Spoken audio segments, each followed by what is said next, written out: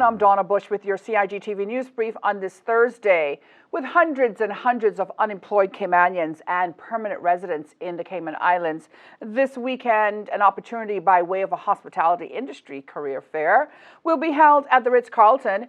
Minister for Tourism and Transport, the Honourable Kenneth Bryan, had this to say about the career fair. I want to strongly encourage all Caymanians who are seeking work and is currently unemployed to come and attend.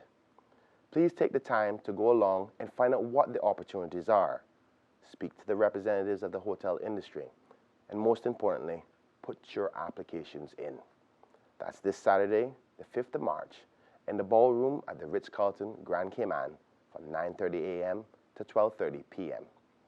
I am very grateful to the DART organization for stepping up to attract Caymanians to join the tourism industry, and I look forward to seeing you all there. And please, remember to share this video with everyone you know, particularly those who are unemployed. The recruitment event is being organized by DART on behalf of 3 hotels in its hospitality portfolio: the Ritz-Carlton, Kimpton Seafire Resort and Spa, and the Hampton by Hilton. Now, managers from the 3 hotels will be available to speak about opportunities in all areas of operations. These include food and beverage, culinary, housekeeping, front desk, concierge, pool and beach accounting, and much more. Now, the fair takes place again at the Ritz-Carlton this coming Saturday, March 5th from 9:30 in the morning to 12:30 in the afternoon. This career fair, of course, comes on the heels of the Ministry and Department of Tourism's fair that was held back in December of last year. Well, last Friday, Minister Bryan announced the resumption of cruise ship visits to the Cayman Islands. Cruise ships have been given the go-ahead by government to resume calling on the Cayman Islands from later this month.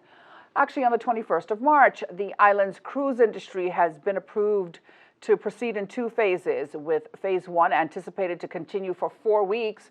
During Phase 1, a total of 21 ships have been approved to call on Grand Cayman, commencing with the Disney Magic, which is scheduled again to arrive on the 21st of March. The complete schedule of cruise calls during Phase 1 can be found online in various places, including gov.ky, the Port Authority's online shipping schedule, and the Tourism and Transport websites. Many businesses that service the cruise passengers have been down and out of business and operation for quite some time.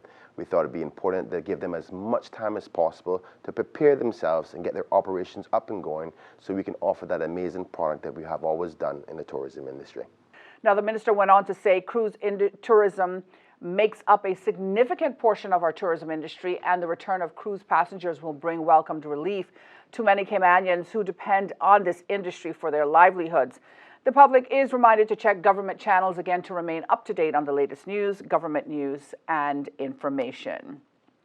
Well, all United Kingdom sanctions against Russia were put into immediate effect and with the force of law in the Cayman Islands recently.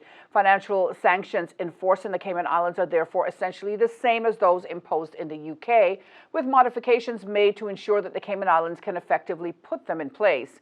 Current sanctions against Russia in relation to the Ukraine, the process in which the UK Foreign and Commonwealth Office extends UK regulations made under the Sanctions and Anti-Money Laundering Act of 2018 to the overseas territories, with modifications again through overseas orders in council. The sanctions regime is to encourage Russia, to cease actions which destabilize Ukraine, including actions undermining or threatening the territorial integrity, sovereignty, and independence of the Ukraine.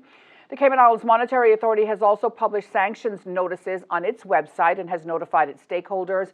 As a key point in their notices, both the Financial Reporting Authority and the Monetary Authority informed their stakeholders of actions they must take to ensure the sanctions are effectively implemented. Now, for clarity, sanctions are prohibitions and restrictions that help maintain or restore global peace and security. Turning to the forecast tonight, we can expect partly cloudy skies with a 20% chance of showers. Seas will be slight with wave heights of 1 to 3 feet. The outlook is for similar weather conditions through to sometime on Saturday afternoon. The synopsis calls for light to moderate winds and slight seas, which will continue across the Cayman Islands area. It's all due to in part to a weak pressure gradient across the Gulf of Mexico. Satellite images show patches of low-level clouds moving towards the southwest across the Cayman Islands area. Now remember, you can find the latest on local weather conditions online at weather.gov.ky. And this brings us to the end of today's news brief here on CIG Television. I'm Donna Bush, as always, thanking you for joining us, wishing you a safe and wonderful night, and inviting you back here again tomorrow. Until then, bye-bye for now.